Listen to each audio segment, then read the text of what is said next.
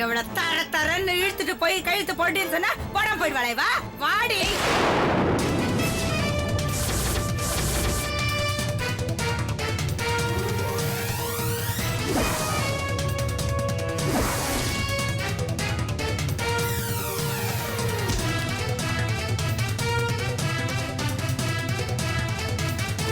பாருங்க, மேல கை வச்சிங்க, நடக்கிறதே வேற. என்ன பயந்தாங்கொல்லி நினைச்சீங்களா? இப்படி வீட்டுக்குள்ள வந்து கத்துனா நான் பயந்து கேஸ வாபஸ் வாங்கிடுவேன்னு நினைச்சீங்களா? அப்படிலாம் நடக்காது. உங்க மருமக ரவுடி மாதிரி ஆளுங்களை கூட்டிட்டு போய் சோமு அங்கிளை அடிச்சு அவர் கடையை நொறுக்கி இருக்கான். இப்ப அவர் சீரியஸா ஹாஸ்பிட்டல்ல கிடக்குறாரு தெரியுமா? அவனோட ரவுடித்தனத்துக்கு ஒரு முடிவு கட்டதான் நான் கம்ப்ளைண்ட் கொடுத்தேன். முடிஞ்சா சட்டப்படி என்ன செய்ய முடியுமோ அதை செஞ்சுக்கோங்க. சட்டமடி பேசுற? செய்யறோண்டி. ஏண்டி அந்த குள்ள பைய உன் புருஷனை அடிச்ச போது உனக்கு கோபம் வரல, நீ போலீஸ்க்கு போகல. ஆனா அந்த குள்ளனை என் மருமக அடிச்ச உடனே நீ உடனே போலீஸ்க்கு போயிட்டு அவர் மேல கேஸ் கொடுத்துட்டல. நல்ல அனுபவிப்படி, நல்ல அனுபவிப்ப பாரு. வாடி. இருமா, என் வாழ்க்கை கெடுக்கணும் தானே நீ இப்படி எல்லாம் பண்ணிட்டு இருக்க. நீ விளங்கவே மாட்ட, சத்தியமா விளங்க மாட்ட. உனக்கு நான் எவ்வளவு நல்லது பண்ணிருக்கேன். ஆனா அதை எதையுமே நினைச்சு பார்க்காம என் புருஷன் இப்படி ஜெயிலுக்குள்ள வச்சிருக்க. நீ எல்லாம் ஒரு பொம்பளை அடி. நான் உனக்கு என்னடி கெடுதல் பண்ண? ஏன் இப்படி என் வாழ்க்கையை அழிக்கணும்னு துரத்தி அலையிற? உன் சங்கத்தவே வேண்டான்னு நாங்க தான் எங்கேயும் ஒதுங்கி இருக்கோம்ல. அப்படியும் எங்களை ஏன் இப்படி நிம்மதி இல்லாம அலைய விடுற? எங்களை கூண்டோட அழிச்சாதான் உன் ஆத்திர தீருமா? அப்படி என்ன உனக்கு எங்க மேல ஆங்காரம்? ஆனா ஒண்ணுடி, நீ ஆண்ட ஆட்டத்துக்கெல்லாம் அந்த கடவுள் நிச்சயமா உனக்கு கூலி கொடுப்பா. இப்ப என் பொண்ணு எப்படி குமரி அழறாளோ, நீயும் இதே மாதிரி என் வீட்டு வாசல்ல வந்து நின்னு அழதாண்டி போற. கூடிய சீக்கிரமே அழுவ பாரு. குடும்பத்தோட வந்து அழ போறீங்க பாரு. படு பெரிய நாய்க்கு.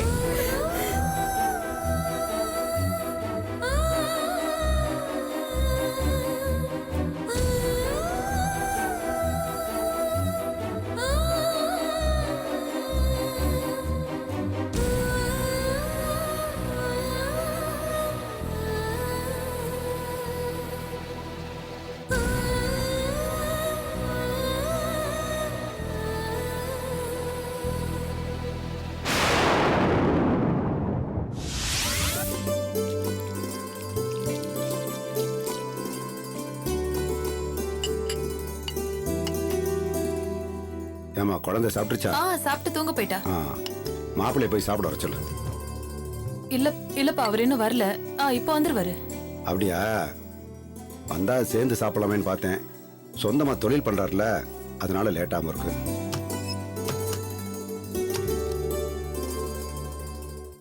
மாப்பிள்ள மாமா இங்க வாங்க.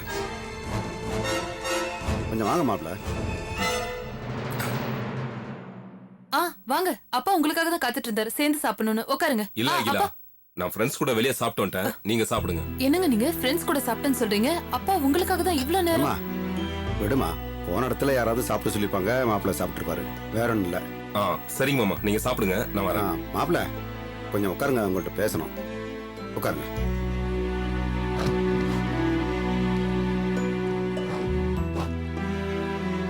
சொல்லுங்க மாமா.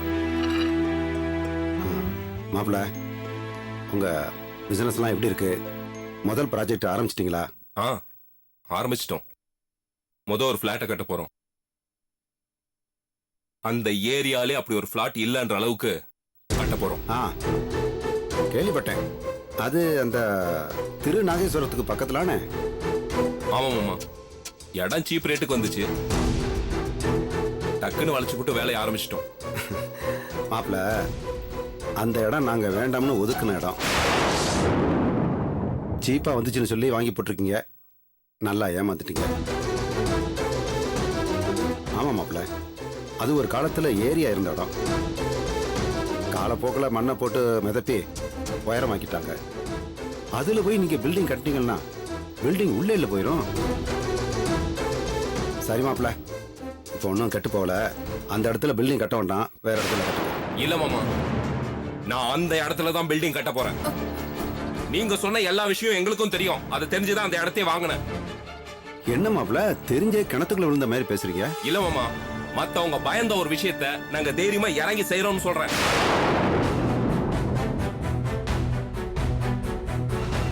அந்த இடத்துல இருந்த மண்ணை சாம்பிள் எடுத்து டெஸ்டுக்கு அனுப்பிட்டோம்.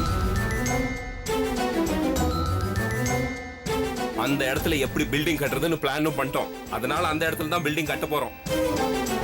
மாப்பிள்ள, நம்ம முரட்டு பிடிவாதமா இருக்கலாம், ஆனா பூமி இருக்காதே. அதுல அஸ்திவாரம் போட்டாலே தாங்காது. அது மேல பில்டிங் எழுப்பினீங்கன்னா எப்படி தாங்கும்? இங்கதான் மாமா படிச்சவங்களுக்கும் மத்தவங்களுக்கும் இருக்கிற வித்தியாசம் தெரியும். இந்த மாதிரி இடத்துல வழக்கமா போடுற அஸ்திவாரத்தை விட 4-5 அடி சேர்த்து போடணும். கிரவுண்ட் ஃப்ளோரை கார் பார்க்கிங் கிட்டணும். பில்லரை நல்லா அகலமா ஸ்ட்ராங்கா போடணும். அப்போ 7-8 மாடி கூட தாங்கும். இதெல்லாம் டெக்னாலஜி. உங்கள மாதிரி அனுபவ பாடம் படிச்சவங்களுக்கெல்லாம் எங்க புரிய போகுது? அதே இடத்துல பிளாட்ஸ கட்டி நாங்க எத்தனை கோடி ரூபாய் சம்பாதிக்க போறாங்கறத நீங்க பார்க்க தான் போறீங்க. ஓவரா பேசுறேன்னு நினைக்காதீங்க. படிப்பால வந்த தன்னம்பிக்கையில தான். என்னங்க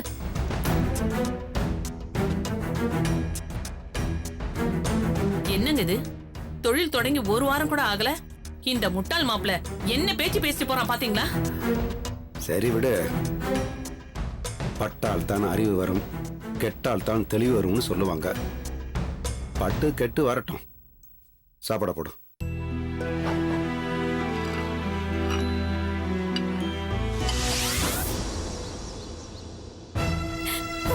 உங்களை எந்த நிலைமைக்கு அழகிட்டாலே இந்த பாவி அபிராமி. அவன் நல்லா இருப்பாள, நாசமா போயிடுவா. ஐயோ பெரிய நாயகி, அந்த பேச்சு கொஞ்சம் விட. அவங்க பண்ணதுக்கு ஆண்டவன் கூலி கொடுப்பான். நாம எதுக்கு தேவையான சாபம் கொடுத்துக்கிட்டு? இல்ல மாப்பிள, இவன் அந்த அபிராமி சிறுக்கிக்கு எவ்வளவு நல்லது பண்ணிருக்கா. அதெல்லாம் கொஞ்சம் கூட மனசுல நினைச்சு பார்க்காம உங்களை தூக்கி இப்படி உள்ள வச்சிருக்காளே. இத பாருங்க மாப்பிள, நீங்க இங்க வந்ததுல இருந்து இப்ப ஒரு வாய் கூட சாப்பிடல, தூங்கல, ஓயாம அழுதுகிட்டே இருக்கா மாப்பிள.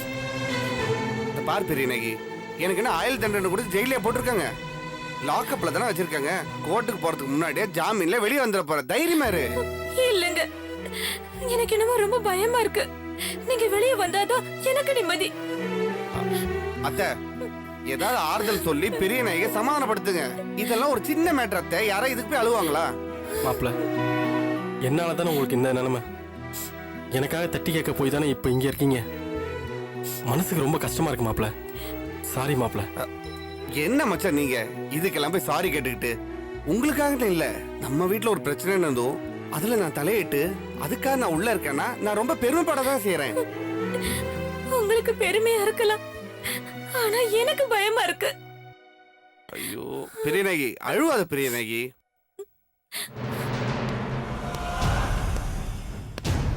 Good morning sir. யார் அவங்க? சார், அந்த அடிதடி சண்டை கேஸ்ன்னு பிடிச்சிட்டு வந்தோமே, அவங்க உறவுக்காரங்க சார். இது நான் சந்த கடையா? அவங்க பாட்டு கூச்சல் போட்டுக்கிட்டு இருக்காங்க, நீ என்ன பண்ணிக்கிட்டு இருக்க? போய் அனுப்பியா? Yes sir. போயா? என்னங்க அத்தை, ஒண்ணும் பிரச்சனை இல்ல அத்தை, நீ கிளம்புமா. பாருமா, இன்ஸ்பெக்டர் ஐயா வந்துட்டாரு. வாங்கம்மா, வெளில வாங்கம்மா. இன்ஸ்பெக்டரையா, இன்ஸ்பெக்டரையா, என் மாப்பிள்ள மேல எந்த தப்புமே இல்லைங்க. நீங்க தயவு செஞ்சு அவரை கொஞ்சம் வெளியில விட்டுருங்க. இதையே எத்தனை தடவை சொல்லுவேன்? கிளம்பு, முதல்ல கிளம்பு. நான் சொல்றத கொஞ்சம் கேளுங்க. என் மாப்பிள்ள பெரியநாயகி, பெரியநாயகி இங்க வாயா. ஐயா ஐயா, என் பொண்ணு முகத்தை பாருங்க. இவனுக்காகவாது அவர் வெளியில தயவு செஞ்சு விட்டுருங்க. உங்களுக்கு எஞ்சி கேட்டுக்கிறேன். யோ, என்ன வேடிக்கை பார்த்துட்டு இருக்க? முதல்ல அனுப்பியா வெளியே? நான் சொல்றத கேளுங்க. எல்லாரும் முதல்ல வெளியே அனுப்பியா? ரொம்ப நல்லது. அவர் எந்த தப்பு பண்ணீங்க? போய் புகார் கொடுத்தாங்க. வாமா வெளியே. என்னடா அது? சொல்றேன் கேளுங்க சார், தள்ளாதீங்க.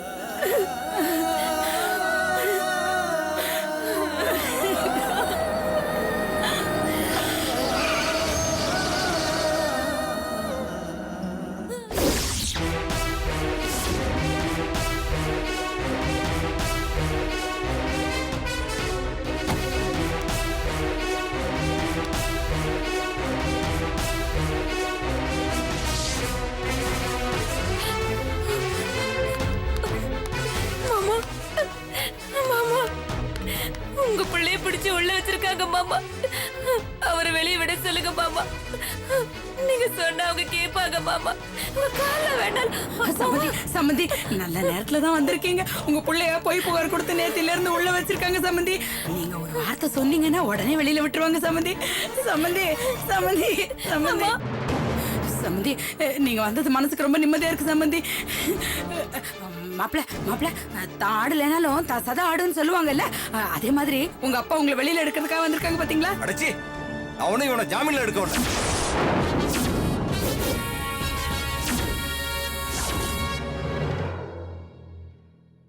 பெத்த அப்பன் பேச்ச மீறி இந்த பரதேசி குடும்பத்தை நம்பி போனே இல்ல, கடைசியில என்ன கதிக்கு ஆளாவேன்னு சொன்னேன்ல. இந்த அப்பனோட வார்த்தை பழிச்சிடுச்சு பார்த்தேல்ல, அத சொல்லிட்டு போகத்தாண்டா வந்தேன். இன்னும் பாருடா, கொலை கேசுன்னு வரிசையா வந்து உன் தலையில விடியதா இல்லைன்னு பாருடா. ஐயோ சம்மந்தி சம்மந்தி, பெத்த புள்ளைகிட்ட பேசுற பேச்சா இது? என்ன சம்மந்தி, அவரே பாவம் உள்ள இருக்காரு, ஒரு ஆறுதலா எதுவும் சொல்லாம இப்படி சாப்பிடுறீங்களே. ஏய், நீ கொஞ்சம் வாய முடியா?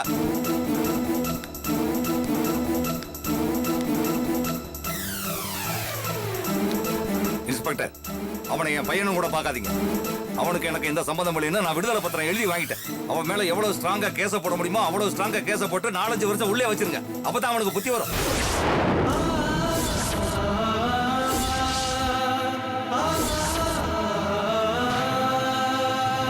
இந்த பிச்சைக்கார ஃப்ராடு குடும்பத்தால தான் இவன் இப்படி ஆயிட்டான். அதனால இந்த குடும்பத்து மேலே ஏதாவது ஒரு கேஸ போட்டு உள்ள தள்ளுங்க. அதான் நீங்க என் கூட பழகுற பழக்கத்துக்கு மரியாதையா இருக்கும். நான் கிளம்புறேன். சம்மந்தி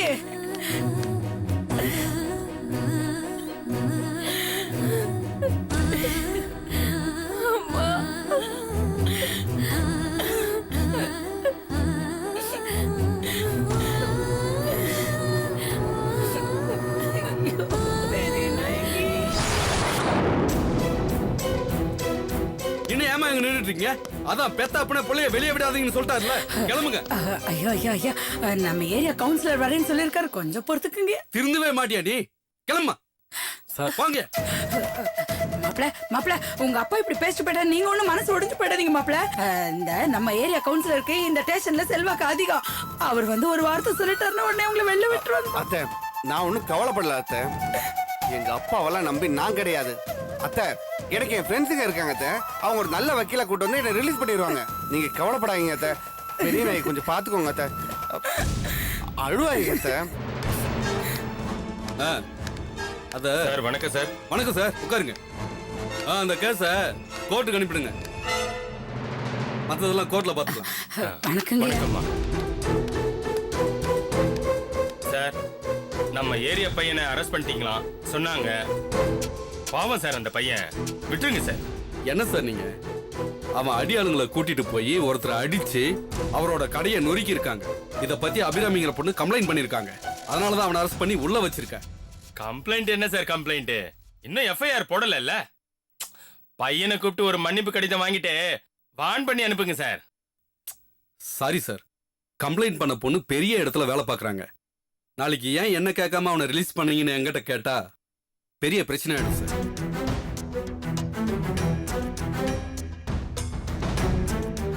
அது மட்டும் இல்ல சார், பையனோட அப்பாவே பையனை ரிலீஸ் பண்ணாதீங்க, ஜெயில போடுன்னு சொல்லிட்டு போறாரு சார். இதுக்கு மேல நான் என்ன சார் பண்ண முடியும்?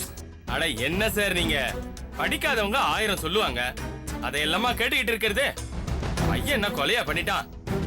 அவங்க அடிச்சிருக்காங்க, பதிலுக்கு இவனும் அடிச்சிருக்கான். யானைக்கும் பானைக்கும் சரியா போச்சுன்னு கதையை முடிங்க சார். தயவு செஞ்சு என் நிலைமையை புரிஞ்சுக்கங்க சார். நீங்க கேட்டு இது வரைக்கும் நான் ஏதாவது ஹெல்ப் பண்ணாம இருந்திருக்கேனா? இது கொஞ்சம் சிக்கலான கேஸ் சார். நாளைக்கு பிரச்சனை ஆகி என் வேலைக்கு ப்ராப்ளம் வந்துடக்கூடாதுல்ல சார். அப்படியா சொல்றீங்க? நான் வேற இவங்க கிட்ட வாக்கு கொடுத்துட்டேன். சரி, அதை விடுங்க. பையனை ரிலீஸ் பண்றதுக்கு வேற எதனா ஐடியா இருந்தா சொல்லுங்க சார். ஒரே ஒரு வழிதான் சார் இருக்கு. கம்ப்ளைண்ட் கொடுத்த பொண்ணை இங்க கூட்டிட்டு வந்து வாபஸ் வாங்க வைக்கணும். அந்த ஒரு வழிதான் சார் இருக்கு.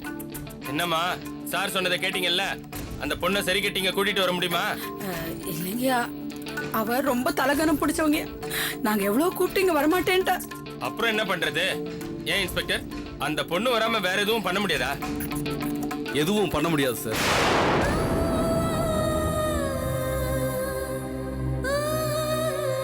இவ்வளவு தூரம் நீங்களே வந்து கேட்கறதால நான் ஒரு ஹெல்ப் பண்றேன். நாளைக்கு இந்த பையனை கோர்ட்ல ப்ரொடியூஸ் பண்றதா இருக்கும். நீங்களே ஒரு வக்கீல் வச்சு அவனுக்கு ஜாமீன் மனு போடுங்க. நாங்க எந்த அப்ஜெக்ஷனும் சொல்லாம அமைதியா இருந்துடுறோம். கோர்ட் ஆர்டர் படி அவனை ரிலீஸ் பண்ணிடுவாங்க. இப்போதைக்கு என்னால இந்த ஹெல்ப் தான் பண்ண முடியும். சரிங்க இன்ஸ்பெக்டர், அப்படியே பண்ணிடலாம். அப்ப நான் கிளம்புறேன். Meenakshi okay sir. ஐயா ஐயா ஐயா ஐயா ஐயா ஐயா உங்களை தான் மலை போல நம்பிக்கிட்டு இருந்தோம். நீங்களும் இப்ப என் மாப்பிள்ளைய வெளியில எடுக்காம போறீங்களே. சிவகாமி அம்மா, ஒண்ணும் கவலைப்படாதீங்க. உங்க மருமக இடியாப்ப சிக்கல்ல மாட்டியிருக்கான். அத நைஸா தான் கழட்டணும். இப்ப இன்ஸ்பெக்டர் சொன்ன மாதிரி ஒரு நல்ல வக்கீலா பார்த்து ஜாமீன் மனு போட ஏற்பாடு பண்ணுவோம். அதுக்கப்புறம் உங்க மருமகன் வெளியில வந்துருவான். நீங்க தைரியமா இருங்க. நான் கிளம்பட்டுமா? கிளம்புற மீனாட்சிமா, பார்க்கலாம்ப்பா. உங்களை மலை போல நம்பியிருந்தேனே. என்னடி இது?